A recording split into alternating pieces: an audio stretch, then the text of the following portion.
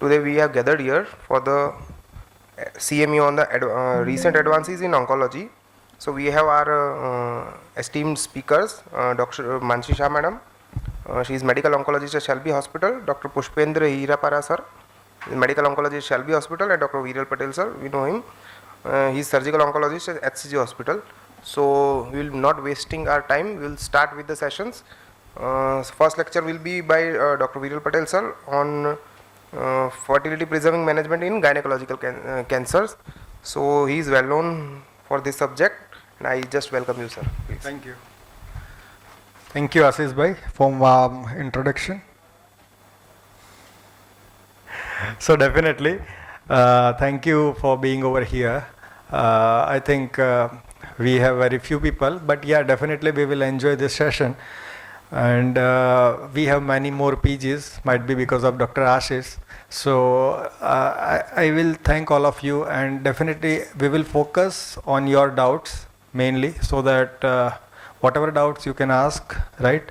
So all of you are gynecologists, right? Am I right? Yes. How many of you from out of Gujarat? All are from Gujarat? Yes. So Gujarati bhi chalse, એવું છે ને? So the thing is, yeah. So basically I am gynec oncologist, and since last 10 years I am focusing on gynec oncology only. We are going to discuss about the fertility sparing or fertility preserving option in gynecologic cancers. That's all, right? And we will go very basics. This is from where I am coming, HCG Asta Cancer Center. Previously I also used to come LG, but now I stopped it. So we have divided 3 parts in this presentation, right? We are going to discuss ovary, endometrium and cervix, that's all. Each part we might try to focus on the oncology aspects, artificial reproductive technique aspects, and endoscopy aspect also, right? So we'll start with the ovary. So just answer this. Do you know borderline ovarian tumor? Who is R3 among yours? એટલે હોય તો બી હાથ નહીં ઊંચા કરતા એવું ના કરતા. કંઈ એટલું બધું પૂછીને ઊંધો નહીં વળવાનો. મારે કે તમારી એક્ઝામ બી નથી લેવાની. સિમ્પલ ભાષામાં કહું. કોઈ જ નથી R3 આમાં. R2 છે કે R1 જ છે બધા? R2 છે. સો તમે થોડું ઘણું ઓન્કો તો અત્યારે વાંચવાનો ટાઈમ નહીં મળ્યો હોય. આપણે તો ખાલી ગાયનેકને ઓબ્સ્ટેટિક વાંચતા હશે, રાઈટ? સો ચલો એ રીતના ચાલુ કરીએ આપણે કે ગાયનેકમાં ovarian cancer આવે, right? Ovarian cancer માં like there are 3 things actually, કે epithelial ovarian cancer, germ cell cancer અને stromal cell cancer. But એમાં બી કેવું હોય કે અમુક ટાઈપ હોય, borderline ovarian cancer also one of the different type, right? અમુક વાર એક્ઝામિનરને થોડુંક સરી કરવી હોય ને તો તમને પૂછશે કે borderline cancer is really a cancer. So તમે વાંચી લેજો, એની બધી ડેફિનેશન છે અમુક ક્રાઇટેરિયા સાથે. સો બોર્ડરલાઇન કેન્સર જો 3જા અને 4થા સ્ટેજમાં હોય તો આપણે ફર્ટિલિટી પ્રિઝર્વેશન કરી શકીએ? That is my question. તમારો આન્સર એમને ગપ્પા મારવા હોય MCQમાં તો શું રહેશે? આઈ થિંક નો રહેશે, પણ આન્સર છે yes. Okay. So borderline cancer is really very good tumour in that even in the advance stage we can preserve the ovary. We can do some fertility preserving surgery also. No issue in that. High grade epithelial invasive ovarian cancer. આ most common cancer જે તમે તમારી ફ્યુચરમાં ઓપીડીમાં કે like May B in the R3 you will see whenever you are posted to the gynecology OPD rather than the obstetric, right? So this is the most common thing what you are going to see as a ovarian cancer. In that till now અત્યાર સુધીમાં એવું હતું કે આપણે 1A high grade tumour હોય ને તો બી fertility preservation ના કરી શકીએ. But now the guidelines has change. Even in stage 1A also we can do fertility preservation. Okay. So કઈ જગ્યાએ ફર્ટિલિટી પ્રિઝર્વેશન નહીં કરવાનું એનો મતલબ નથી, આપણે આટલું બધું ડીપ જવું નથી, રાઈટ? આ એક ચાર્ટ છે. Right, so this is simple chart. If you are really interested for the gynec oncology, we have a guidelines released in 2000. I think we have a guidelines released in 2024 August, and by the ESGO, ESHRI, એ બધા main bodies છે જે most popular, જે worldwide જે guideline release કરે, જેમ ઈશ્રી તો તમે ઓળખતા હશો ને હવે તો ઇન્ફર્ટિલિટી ફોકસવાળા, તો ESHRE is also involve in this guideline, right? So આ બધાની ભેગી ગાઈડલાઇન છે કે ગ્રીન જ્યાં બી દેખાય છે ત્યાં આપણે ફર્ટિલિટી પ્રિઝર્વેશન કરી શકીએ, સિમ્પલ ભાષા, right? So like this is one point. So if you don't have interested in the gynec oncology, like you might get a patient of the infertility and who has ovarian tumor and how to proceed for the infertility treatment. So in the infertility treatment, definitely all of you know now okay, what is important for the fertility count. એટલો તો જવાબ આપવો જ પડશે. AMH, yes, perfect. That is already written over there, right? બીજું એની બાજુમાં જ લખ્યું છે, antral follicle count, right? So in the oncology perspective, these two criteria is not going to fit for the fertility preservation. We need to focus on the age of the patient because these two criteria is going to change when there is ovarian tumor. So your markers and antral follicle count is not going to help you to decide whether that patient is fit for the fertility preservation management or not. So you need to focus on the age, right?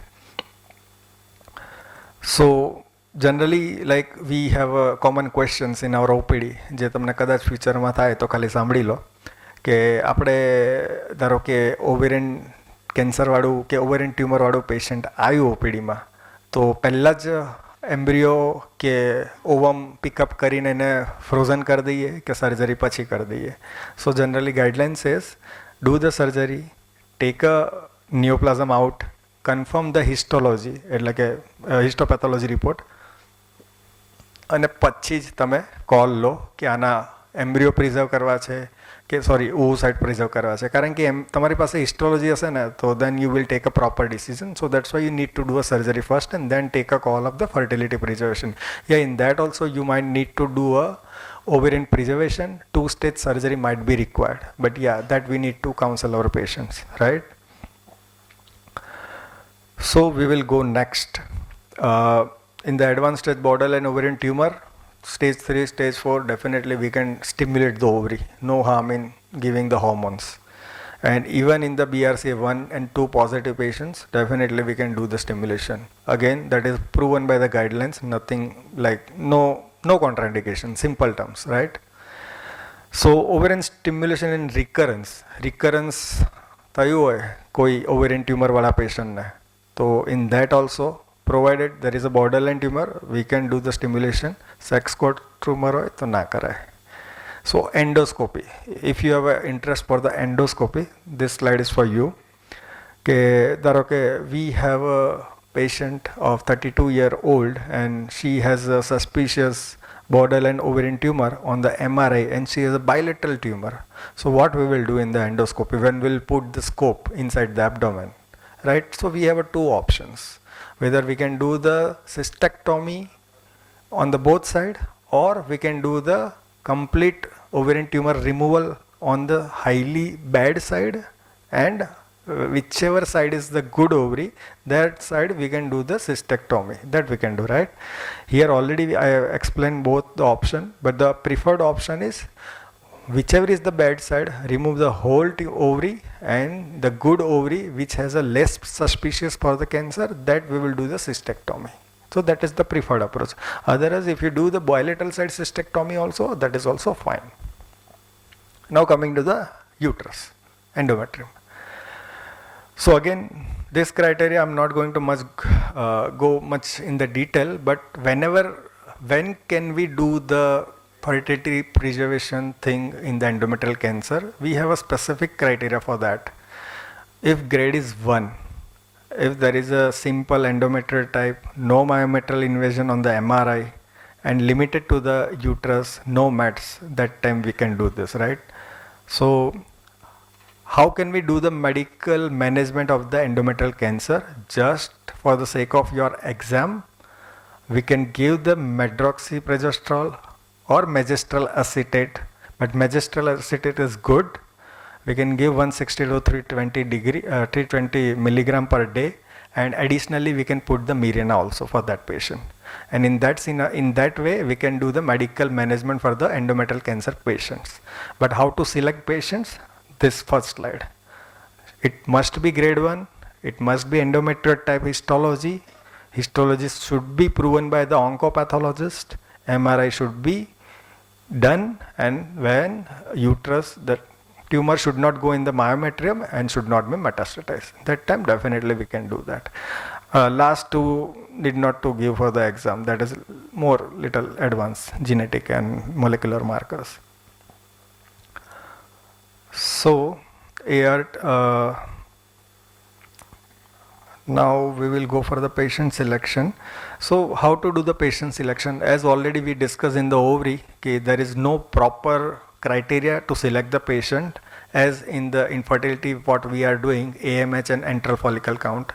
Again, age is the superior on that, and we can consider the multiple factor to select the patient.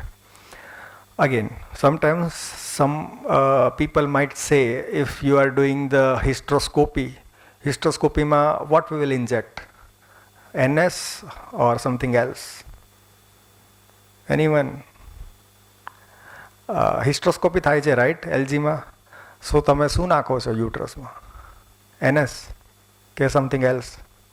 NS નાખીને cautery use થાય. So ધારો કે if we want to do the polypectomy, then what material we will use? What saline we will use? Glycine. Yes, perfect. So sometimes people will say that, right?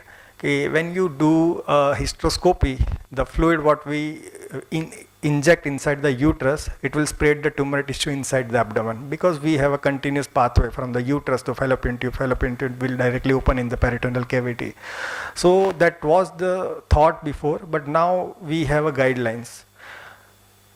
There is no tumor spillage because of the hysteroscopy, and yes, if you want to take a biopsy in the suspected case of the C endometrium, hysteroscopy is the ideal, or it is a preferred over the DNC. That is the simplest thing you need to know, right? So I'm not going to go much in detail in this slide. Whenever you start the hysteroscopy, you can go and read how to take that tumor excision during the hysteroscopy. The slide is for that. This is again like this guidelines is there, but we are not going to go much in detail. But yeah, if we are going for the medical management of the endometrial cancer, when the patient is going to fit in that particular inclusion criteria, that time every 3 months we need to follow up with the DNC or hysteroscopy guided biopsy, and we need to confirm whether that patient has reverted back to the normal endometrium or it is going to progress. If it is a normal endometrium, then definitely we can go for the again medical management or some ART to make that patient pregnant.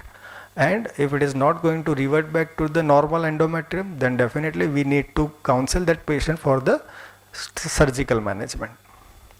Now coming to the cervix.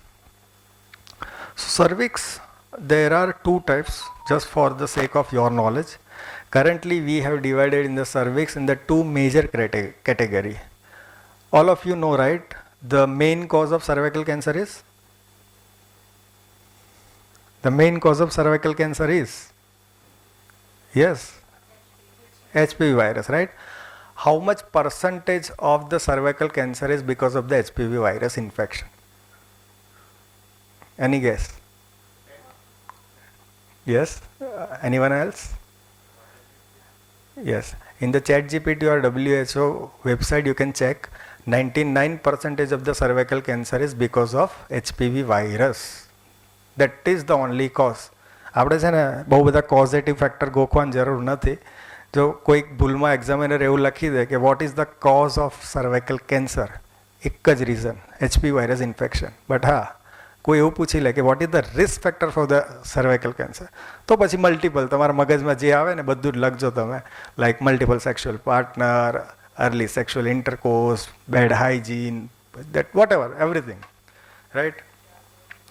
So lower socioeconomics, that everything will come under the risk factors, but cause is only one.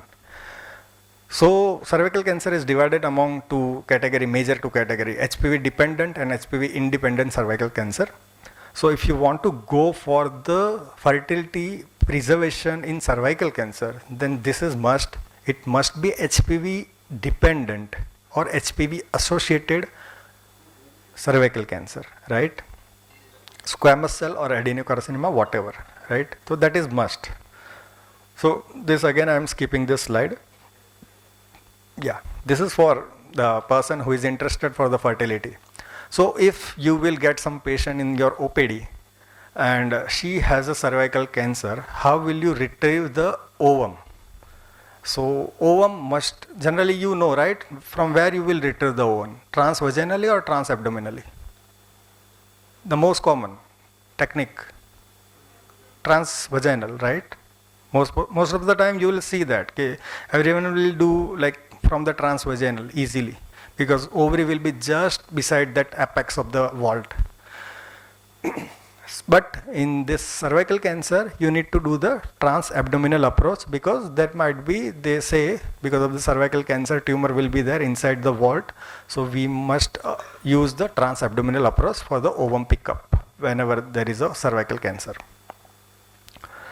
So whenever there is a cervical cancer, definitely we should do the laparoscopy, then do the nodal sampling, frozen section, and as per frozen section, we will proceed that okay. Okay, so this is all what we discussed. This is again, like, just for your knowledge sake, I am just discussing this case. Okay, I got one lady in my OPD, 31-year-old. She diagnosed with the ovarian tumor in February 2024, and she has germ cell tumor. Everyone knows germ cell tumor? Are you with me? PGs. Because all faculties are everything, they know everything. So that's why I'm not focusing on them. Right? So I'm focusing on you. So germ cell tumor to khabar hai na apanne badane, right? Hai na? So she diagnosed with the germ cell tumor in the February 2024. Okay. After that she did the surgery also, she received chemotherapy also, everything she got it. But what happened? In 2025 June, she come with this thing, MRI. Like she have everywhere recurrence, metastatic peritoneal deposit, wherever you see there is a deposit, liver, spleen, everywhere, right? So she went many doctors. At last she came, and we have evaluated her, and her tumor marker is not raised this time. Even after this recurrence, her tumor marker, which was raised at the diagnosis in 2024, it is not raised. It's a normal. Okay. So we did the surgery and we preserved the right ovary also in that lady. And we have removed this much thing, like you can see from 1 to 17, everything, every deposit I removed it. Okay. So in that also you can see this thing like, yes, that arrow you can see, red one, final report, which came as a mature teratoma. Mature teratoma means benign thing. So we have a one entity also in the germ cell tumor, growing teratoma syndrome. So sometimes in the recurrence also there is no tumor. So that's the thing. So we can preserve her ovary. So this is the thing, when you have a deep down in the field, you will see some of the rarest thing, and patient might be happy in your OPD, right? So that's all. Thank you. Any questions? Yes. Okay. Thank you.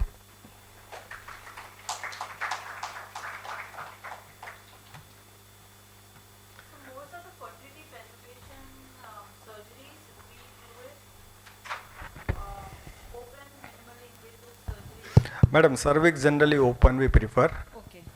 Endometrium fertility preservation we can go definitely by the minimal invasive, no issue in that. And ovary, again, fertility preservation approach depend on the ovarian tumor size. If I feel that like I am not going to rupture that and I am putting that without rupturing in the endo bag and I can remove it safely, then definitely I can go for this thing, fertility preservation. But sometimes what happens, it depends on the size of the tumor also, because see, in our abdomen, like if we are going for the minimal invasive also, we have at least 5 or 4 port, 1, 2, 3, 4. And even though 10 centimeter tumor is not going to come from the 1 centimeter port, so we need to increase the size of the one of the port, like it might be the 2 or 3 centimeter. So sometimes we will change that plan. We can do the simple small below umbilicus incision, or might be financial incision, and we can do the sometimes fertility preserving surgery from that also without spillage. That we will use that, like we will just expose the tumor, we will suck out the fluid without spillage, That is like, once you see that in the surgery, you can see that is not written in the any surgical textbook, but yeah, we will use that suction, we will use the blood transfusion needle, and once the tumor size is less, then very safely, very securely, we will make it out without spillage. That time the needle and suction will be inside, so there is no single drop outside the tumor. And we will do the fertility preserving surgery in small incision. Like that also sometimes we will do. But yeah, we will counsel patient also that time, like sometimes the incision might be increased. If suppose the frozen is coming something else, that time definitely we won't compromise on the incision. That time we'll increase that. Can you comment on, sometimes we have, say, an ovarian cyst or a uterine growth, which we are not sure radiographically whether this is benign or malignant. And sometimes we see in the reports that when the tumor was taken out, it was morcellated, it wasn't taken out, because a lot of places will not have frozen section. So, what is there anything like unwritten rule or something where, you say that you should remove the tumor as like en bloc or like, morcellation? So when, do you know what I'm trying to ask? No, So there sometimes is, we get these pathology reports where the tumor was not removed properly. So you see that it was a morcellation Yes. done and everything, and then we see that there is adenocarcinoma, and then we don't know what is the stage of the tumor or Yes. whatever. So from a pure gynecology perspective, are there situations where we need to be mindful of that, or? sometimes in the uterus, definitely we have something in the MRI. Okay, there is a thickening of the endometrium. There is some tumor inside the endometrial cavity. MRI definitely will tell you. Good sonologist also will tell you. So there is no confusion in that. But yeah, if there is a leiomyosarcoma, then definitely there is very tricky in the USG also, sometimes in the MRI also. So that is very difficult to pick up before surgery. Ovarian, we have a very simple things. We have a ORADs 1, 2, 3, 4. If it is a 3 and 4, then definitely we have to be suspicious. 1 and 2, yeah, there is no chances of malignancy. That might be less than 5% also. So that time, nothing, no confusion. You can remove it also. So even guideline says, as I showed the chart also, in that also they have written, if it is ORADs 1 and 2, gynec must operate that, need not to refer to the oncology center. Yeah, like that. Yeah, simple cyst. The simple system. Yeah, 1 and 2 is simple cyst, so need not to refer. But Gynec, for you said fertility preserving for this ovarian, like borderline malignancy. So how you differentiate the tissue from that? no, ovary? that is pathologist will tell you on the frozen section. So that's why that tumor free margin then and then you will be not proceeding with the further surgery, like. No. Tumor free margin is not required. When you remove the whole ovary, you will send for for the. fertility preserving. Huh, I How didn't will you get your. differentiate that for fertility preserving? આપણે ઓવરી માંથી tumour ને જ કાઢીએ છે ખાલી. તો કે આપણે No, different- that is one confusion in that. Suppose we have a bilateral ovarian tumor. Just I gave you one of the example actually. Okay. Most of the time we won't get the bilateral ovarian tumor. Most of the time it will be a unilateral ovarian tumor. So that time we will remove the whole ovary only, right? So suppose the rarest case where we are getting the bilateral ovarian tumor, that time we are going to remove one side, suspicious side, whole ovary, and which is the good side, that time only cystectomy. So suppose the whole ovary what I removed, pathologist is saying me it is a borderline tumor, I need not to remove the opposite ovary because I am damn sure that it's not going to happen anything. I am removing that first ovary fully so that pathologist can see properly and they can say with the confidence this is borderline, nothing else. So the bad side is the borderline, then opposite side is nothing is there. So it's never be the tumor from the suspicious side, no? It's not, you have to remove the ovary, always. Not always. See, again I am telling you, suppose there is a two scenario I can give you. Like suppose we have a patient who has a bilateral ovarian tumor, 32-year-old patient, and one side is right side is suspicious, left side is less suspicious. Right side is suppose ORADs 3, left side is ORADs 2. So in that case, definitely I will do one side, I will remove it. She has one kid also. So one side I will remove it. So that what happens, pathologists have a good tissue to say ki in the ovary, whatever is there, that is a borderline one. Another scenario. I have a 19-year-old girl where I am seeing the two-side ovarian cyst. So in that scenario, again, both cyst is MRI wise, ORADs 2 only, right and left both. They are benign. And so I am going to do only cystectomy, Yeah, they are if possible. If it is a ORADs 3, then again I will try that, if cystectomy possible. Sometimes para-ovarian tumor, we can do the cystectomy That without, can be removed. yeah. That can be removed. So that is depend on multiple things. No, it's not written in any book. Yes, that's just what I want to say. That Yeah, for that is not written. suspicious ovary, how much you want to proceed, like tissue, that thing only. That I am saying now, because of the age, I can manipulate. clinically yeah. judge, no? That- yeah, that as is per the age, I will do that. I will restrict my this thing. See, gynec oncology is not radicality. Gynec oncology is preserving the all necessary organs Yes, yes. for the And female. anything for ablation or something you can go for that. Ablation is not going to help in this thing. Yeah, we need to remove the tissue to diagnose it. Okay. In the young age, we will go more conservative, provided we have a good report on the MRI and tumor side also. Both side is confirmatory, it's more on the benign side, then do the cystectomy. No harm in that actually. Done. Okay, thank you.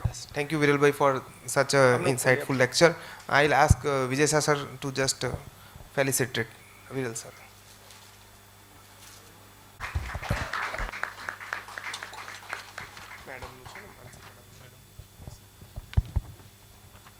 Thank you, Viral bhai. Now we'll proceed. Night, and we'll talk about basics of cancer. I understand that we don't learn a lot of oncology when we are in training, so we'll talk about how to prevent and how to screen cancer. So what is cancer? Cancer is an abnormal growth of cells where they do not do their normal function, they do not die, and they keep growing, and if not treated, they will spread to other parts of the body through blood or through lymphatics. Why cancer happens is a very complex question. For certain questions we have answers where there are certain genetic mutations that will predispose you to cancer. There are certain lifestyle choices that will predispose you to cancer, but a lot of unanswered questions that we have.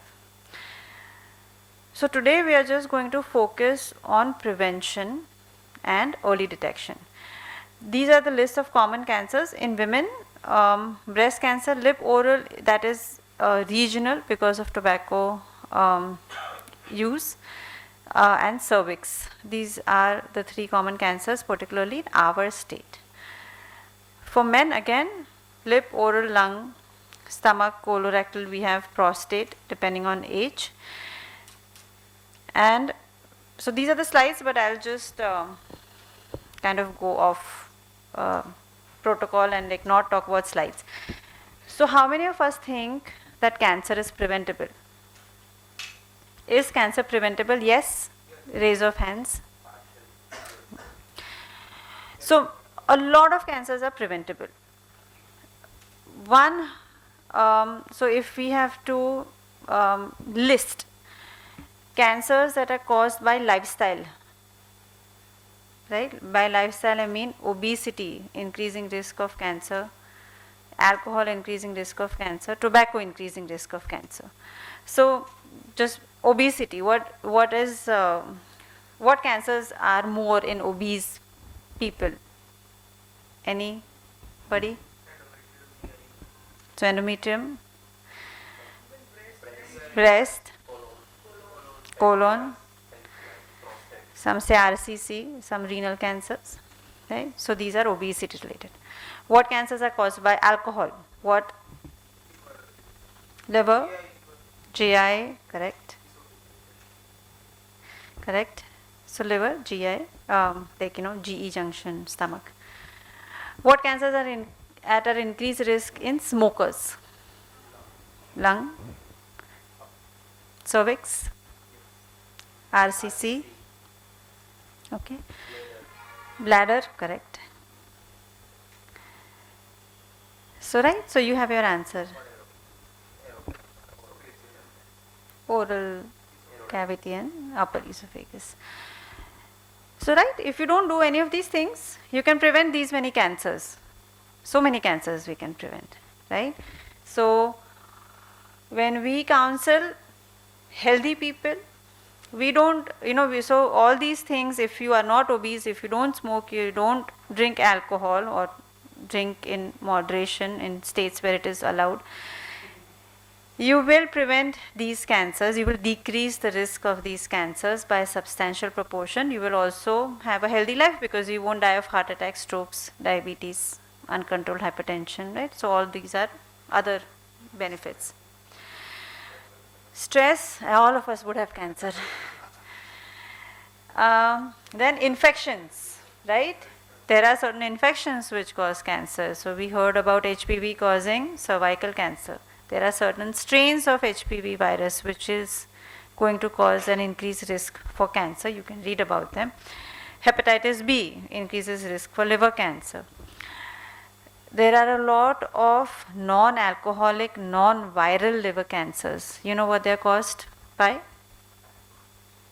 Obesity, diabetes.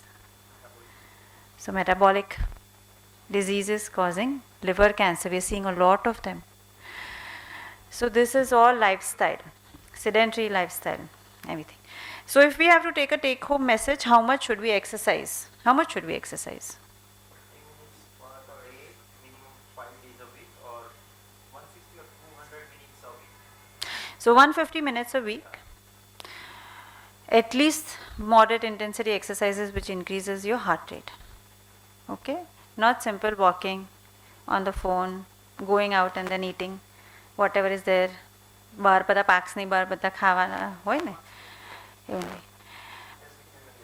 So fasting, there's a lot of શું કહેવાય, so a lot of hypothesis that when you fast, so when you do intermittent fasting, you initiate autophagy, which is that the cells kind of go back and kill the abnormal growth and everything. So that we have not proved it in prospective studies, but in theory that is a hypothesis that I guess needs to be validated and will be different for every patient. But yes, that has received a lot of attention recently, but again we don't have any science that is validated in human trials. So these are all lifestyles. You can prevent cancers that are caused by viruses by taking vaccines. So hopefully all of us here have taken HPV vaccine and hepatitis B vaccine. Right? HPV vaccine will also prevent oropharyngeal cancers and anal cancers because it is a sexually transmitted virus. And hepatitis B vaccine, we are all mandated to take it. Genetics. Can we prevent genetically driven cancers? So we cannot change our biology, but we can identify that we have this genetic mutation. So before the genetic mutation can cause cancer, you can do risk reduction surgeries. The most widely studied are BRCA mutations. So BRCA mutation can cause breast cancer, ovary cancer, pancreatic, prostate cancer, male breast cancers. That is just one example. There are a lot of other genes which have been identified that cause cancers. And now we have simple blood tests which are readily available, which will identify these specific genes, and then you can direct therapy according to what gene is identified. So this is offered at, like, say, 10,000 to 20,000 rupees is the cost of the test, which is a blood test. Ideally, you should go to a genetic counselor, a certified genetic counselor, who will draw your family history and will assess what if you are at a higher risk, and then they will advise for the test, because if the test comes back positive, there are a lot of implications, psychological, social, medical. So for BRCA testing specifically, I'm talking about BRCA because this was one of the oldest genes that was identified, and it is associated with about 5 to 10% cases of breast cancer and 25% cases of ovarian cancers. These are the most common cancers that we see in females. So if you have two first degree relatives with breast cancer, any very young age diagnosed breast cancer, so in their 20s, 30s, 40s, any male breast cancer in the family, all family members that have breast, ovary, prostate, pancreatic cancers, these family histories should raise red flags, and you, if concerned, can get yourself tested as a healthy person. So for risk reduction, you can undergo bilateral prophylactic mastectomies. You remove the breast because BRCA mutations, they carry about 70-80% lifetime risk for developing breast cancers and about 40 to 60% lifetime risk of ovarian cancers. So once family planning is complete, you go for removal of both ovaries. Angela Jolie, she's a perfect example, mother with breast cancer. Angelina Jolie with a BRCA1 carrier, undergoes bilateral mastectomies, goes public. A lot of people in the US decided to get themselves tested and undergo prophylactic mastectomies. So early detection. But there are so many cancers, right? Why conventionally, if you study preventive medicine, you will always see this, that there are only these cancers: breast, cervix, colon, lung controversial, prostate controversial. They have only been given these screening tests that everybody should get those screening tests done. Why? Mortality reduction. Because we know that if we detect these cancers early, there is a very high chance of cure, and you are able to change the survival of a person. So we know breast cancer, mammogram, cervical cancer, pap smear, colon cancer, colonoscopy, lung cancer, low-dose CT. What is new? So can we do a blood test right now and see who is at a higher risk for cancer? So this was recently approved by the US FDA. It is a blood test. It detects 10 cancers: bladder, breast, colorectal, esophageal, stomach, liver, lung, ovary, pancreas, prostate, by a 40 ml blood draw. It will tell you that you have this cancer with a sensitivity of about 60%, specificity of 90+%. So if the test is negative, you can relax. If the test is positive, it will to a certain extent tell you that the cancer is probably GI or the cancer is probably bladder. So then you can do tests for that particular organ, and it can catch disease up to 2 years prior to you having any symptoms approximately. So this is available. Ideally should be done above the age of 45. Ideally should be done once a year. It's called Guardant Shield Multi-Cancer Detection Test. So this is something that we have now.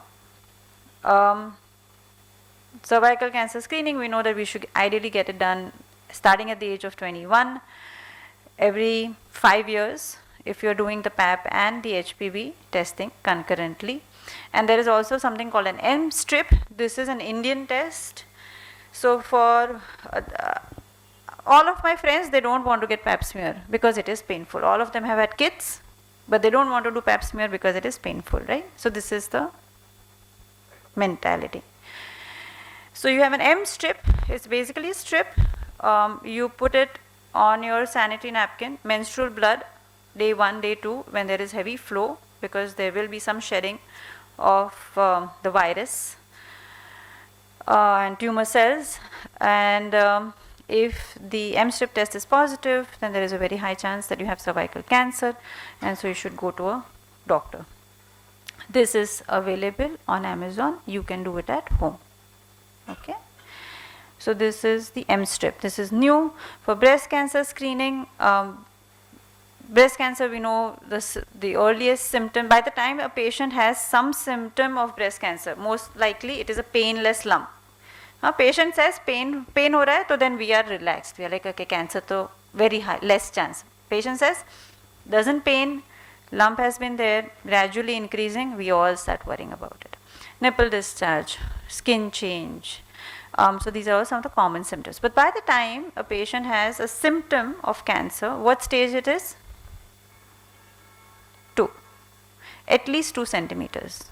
Unless it is very superficial under the skin, which is uncommon, at least a stage 2. So you miss out stage 0 and stage 1. Okay. This is UK data. They have a NHS public policy where every woman over the age of 50 will be screened by mammogram. So if 100 women have been screened, 96 will have a normal result, 4 will need more tests, 1 is diagnosed in cancer. So this is UK data. Patients who don't want mammograms done, this is a thermal image. Camera takes a picture of your breasts, and it will tell you based on a lot of thermographics and computer analysis whether there is any suspicion in your breast. If it is positive, you need to undergo a mammogram. Majority of the patients, we recommend 3D mammogram. So initially all the mammograms were 2D, but this is more like digital tomosynthesis or 3D mammogram.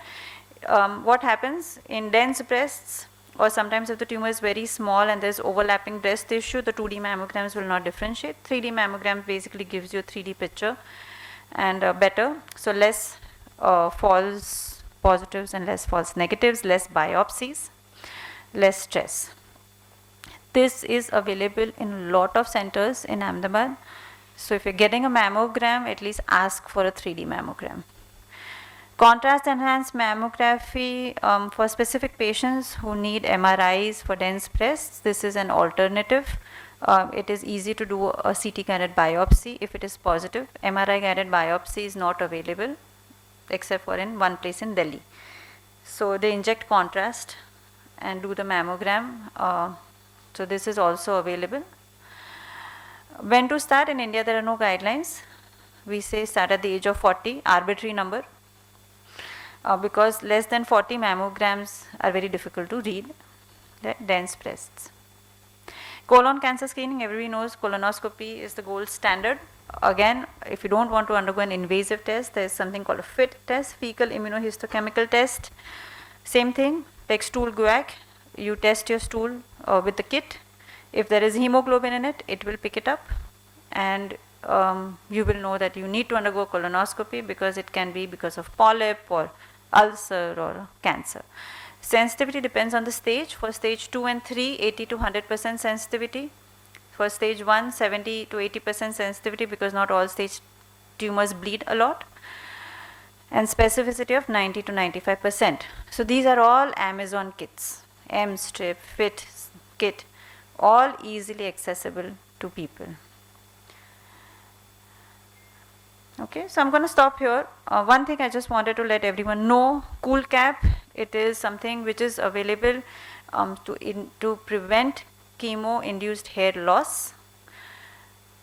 So when you're giving chemotherapy and you're killing cancer cells because they're very fast dividing, you also kill hair follicles because they are very fast dividing. So when you vasoconstrict the blood vessels with a Cool Cap, the chemotherapy does not destroy the hair follicles. So that is how you prevent hair loss. It works for certain chemotherapy regimens, and again something that is available, so something that you can ask whether you are eligible for it. So to conclude, prevention is better than cure. We will exercise, we will not eat outside food, we will not eat junk food, we will sleep well at night, we will not smoke, we will not drink. Right? Screening. So there are options to invasive tests. There are non-invasive tests which are available. At least for us, whoever is present here, our family members, our close friends, at least we spread the message. Best thing that we can do. And early detection, very high cure rates. You need less treatment, less cost, less time, less stress. So that is it. Thank you.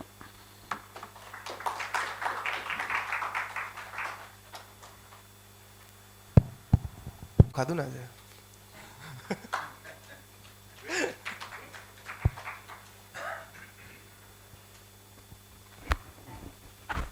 Thank you, madam. Yes, I will proceed with Dr. Pushpen's lecture. Sir, he will be from burden to better outcomes, gynec cancer in Indian women. Sir, please proceed. Thank you. ફટાફટ આપણે complete કરશું. આઈ એમ doctor Pushpendra.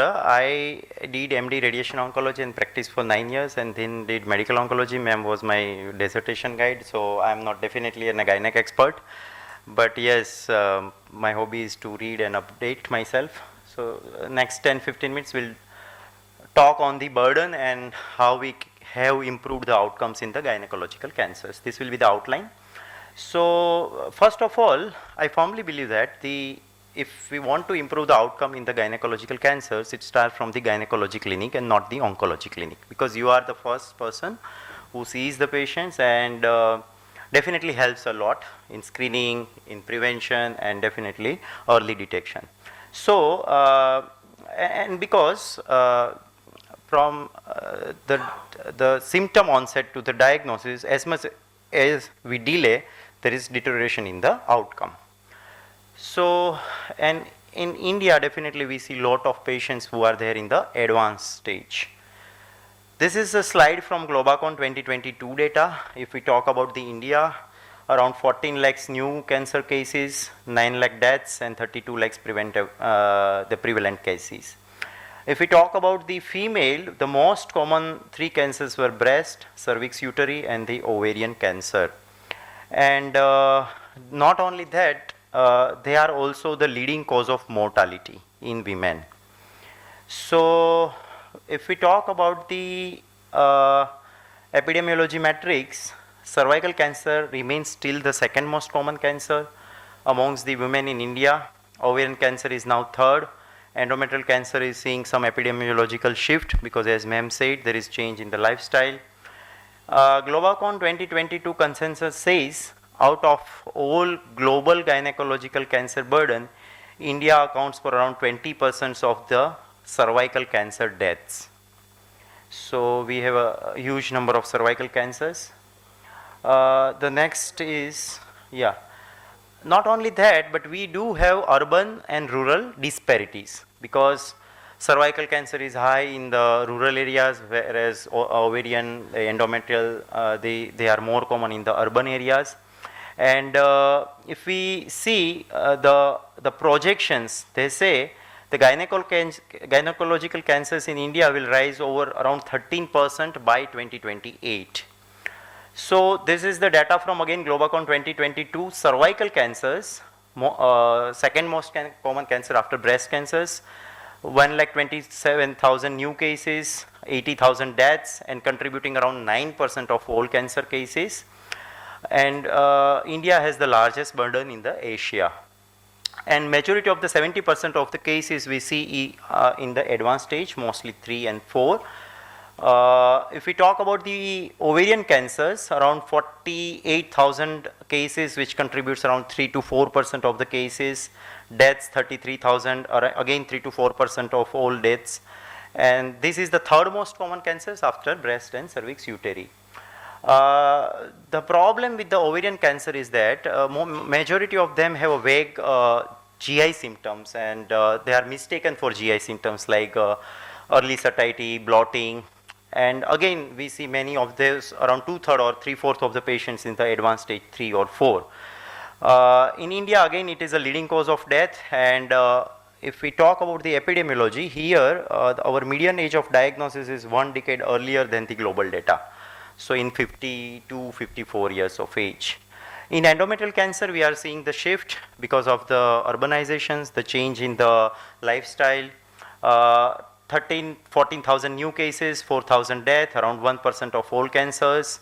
And now we are seeing the increase in the incidence because of the lifestyle changes.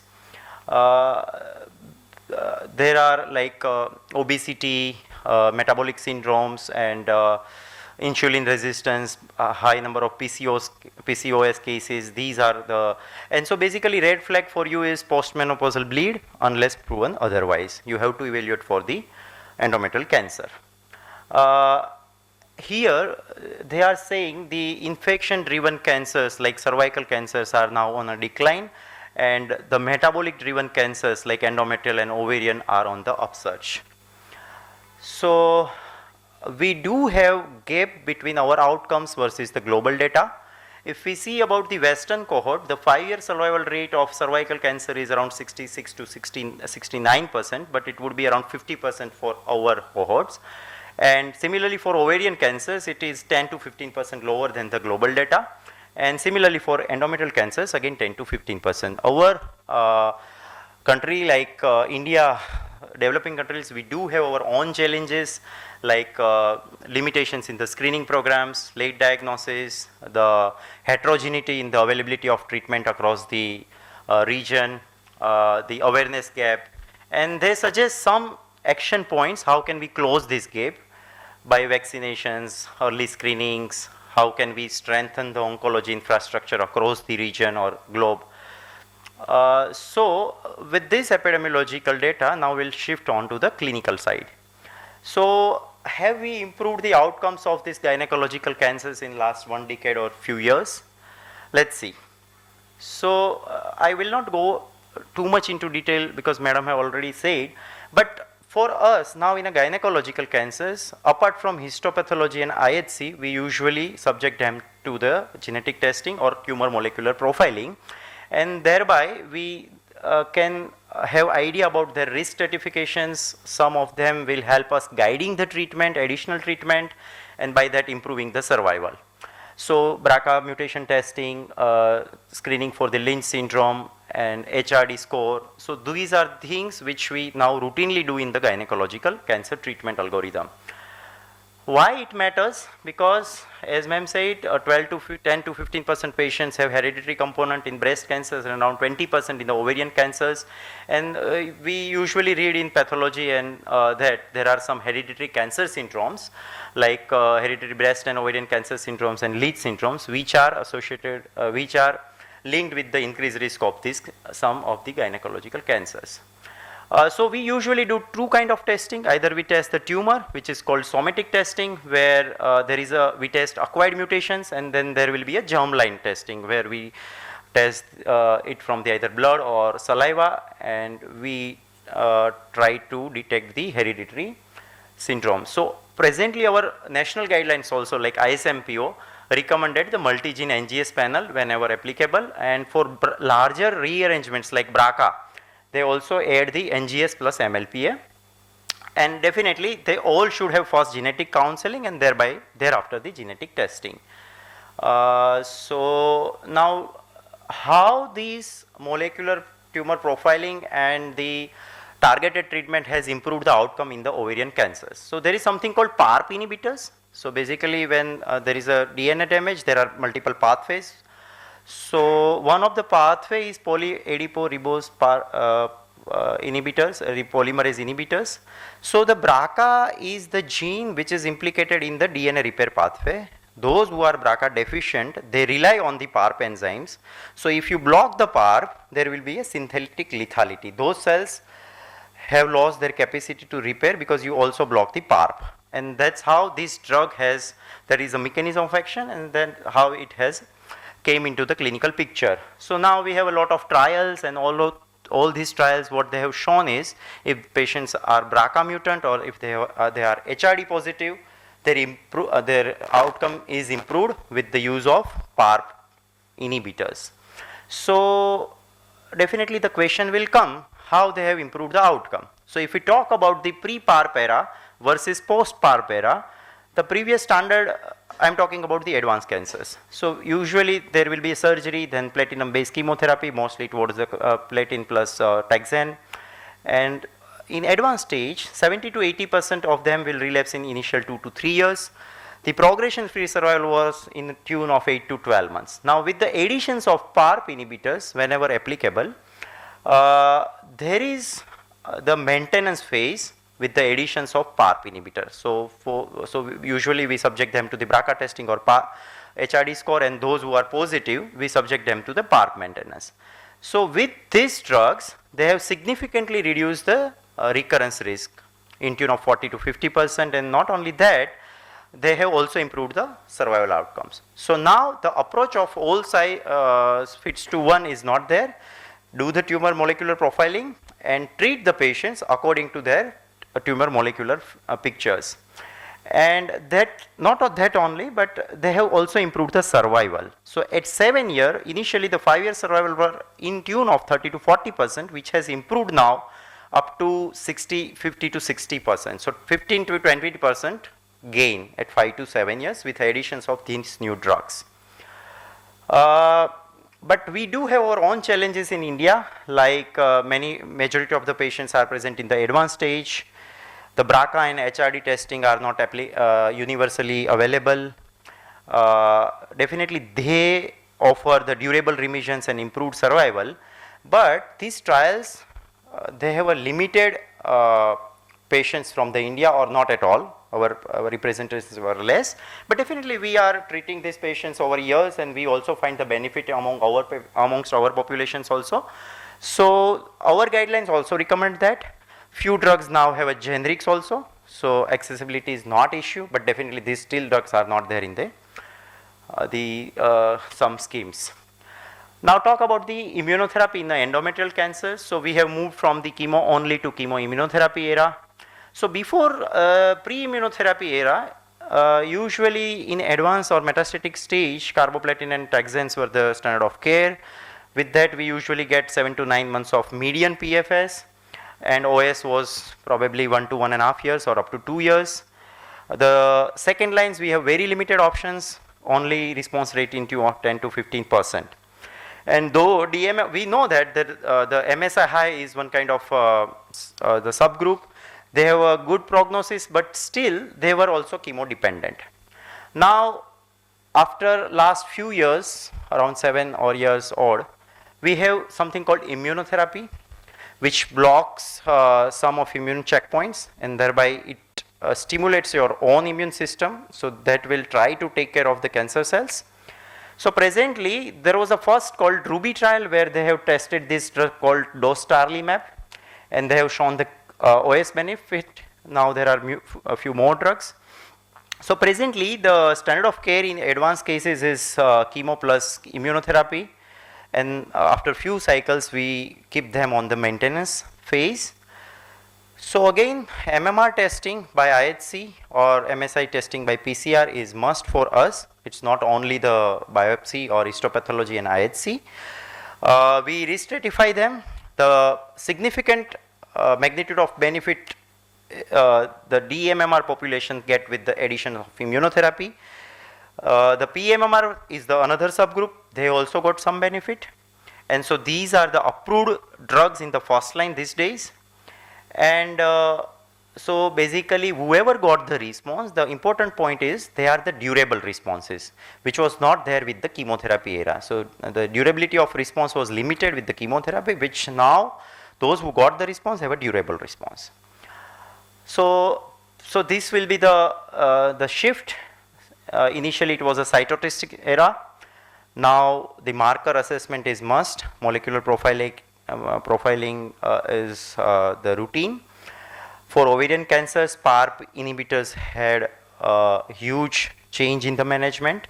Immunotherapy has a significant role in the treatment of endometrial cancers, and by that we have definitely in a era where we have shown improvement in the outcome.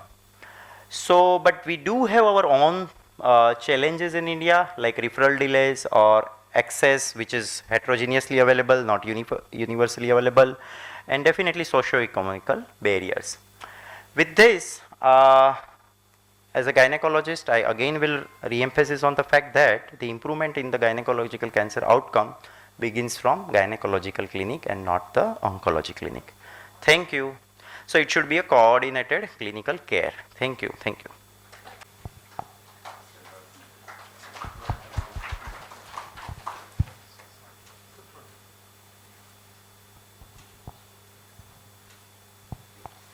So again, this was whole detailed